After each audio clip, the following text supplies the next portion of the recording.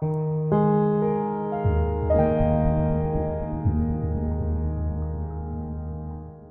band on the ill-fated Titanic went down and perished with their ship. They decided to keep on playing until the bitter end.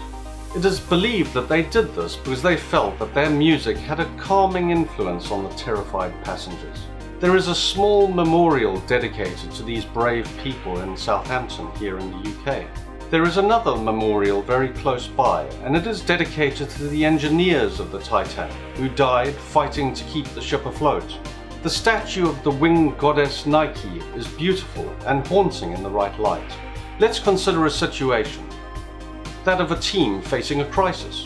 Do you think they will perform better or worse than they do in a business as usual situation?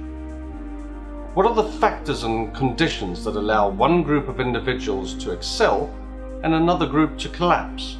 The HR department supposedly takes the responsibility for selecting individuals who are robust while ensuring that the talent also brings value and fits in. But do they really hire the crazy ones, as Steve Jobs called them in his Think Different campaign?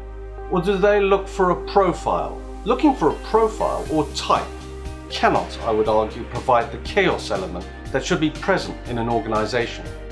Craving for stability is understandable, but ensuring it above all else seems strange.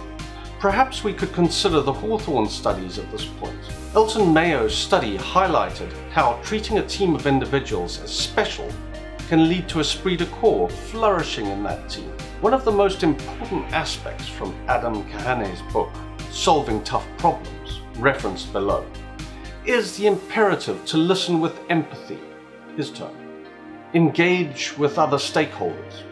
Take time to reflect on your position and of the other stakeholders' positions in the system. Move towards action together, and remember that no one really knows anything. Think about this one. The HR department are the gatekeepers to an organization. They have one of the most influential jobs in an organization. But what is their strategy, and how are they vetting candidates? The business industry is beginning to place some value on individuals who are different. People on the autistic spectrum spring to mind. This is, I suppose, a start. How can you establish what an individual will do when the chips are down? Conditioning is the method favored by organizational behavioral learning, in all its subtle and nuanced forms. Elton Mayo and Mary Parker Follett and the human relations approach helped drive management away from the cold scientific management doctrine. But in the end, the Titanic was a steel shell of a control system that was similar in many respects to any other organization. It did receive a fatal blow. Most of the time, we live in business as usual situations. Living in a perpetual crisis can't be fun for anyone, and I'm suspicious of some who claim they enjoy it. So, to close, organizations need to have strong staff who can function as they are required to do, pull together and shine when crises appear.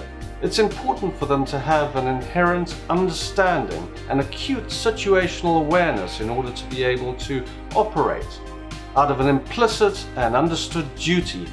Spoilt individuals who lack nothing will unfortunately find this bill difficult to fit, but ill-treated staff will certainly not behave well.